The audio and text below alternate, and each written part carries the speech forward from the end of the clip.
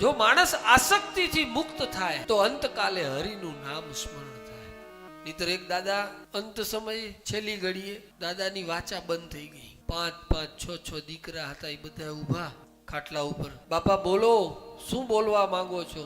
બાપા ઈશારા કરે પણ બોલાય. બાપાની નજર બરોબર એટલે એ ખૂણામાં જુએ અને કેમ વાહ શાહ વાહ શાહ. એટલે દીકરાને એમ થયું કે અમને કંઈક વારસામાં આપવું છે બાપાને. દીકરાઓને છેલ્લે આવવું જોઈએ ને, વારસામાં ક્યાં દાટ્યું હોય ને ક્યાં રાખ્યું. પહેલાના સમયમાં દાટતા જમીનમાં, ઓલો માટીનો ઘડો બનાવી એની અંદર બધું પધરાવે ને પછી દાટે.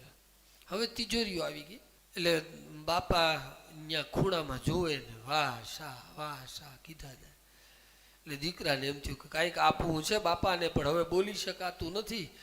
ડોક્ટરોને બોલાવ્યા, મોટા મોટા ડોક્ટરોને.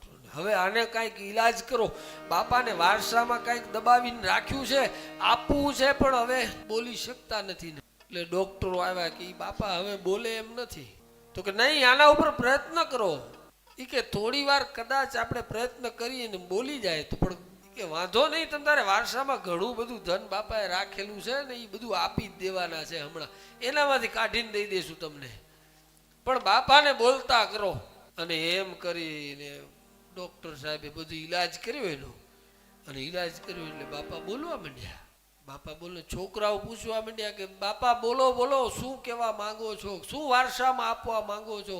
ક્યારના કીધા જાઓ છો, વાસા કરો છો. તો કે વાસા બીજું વારસામાં તો મને કાંઈ નથી મારી પાસે, હું કાંઈ આપવાય નથી માંગતો, મારી પાસે કાંઈ છે નહીં. પણ કે ખૂણામાં ઊભો ઊભો ઓલો વાસળો છે ને, એ હાવેણી ચાવી જાય છે.